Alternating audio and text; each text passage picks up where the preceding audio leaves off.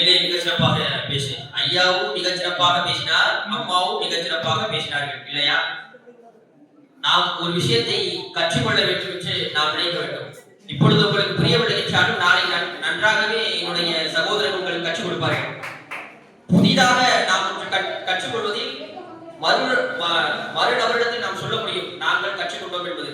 நான் தெளிவாக சொல்ல வேண்டும் என்று சொன்னால், நான் பிபிஎட் முதலாம் ஆண்டு படிக்கும் பொழுது உங்களுக்கெல்லாம் இந்த ஆரஸ்வதி மரம் தெரியும் இல்லையா?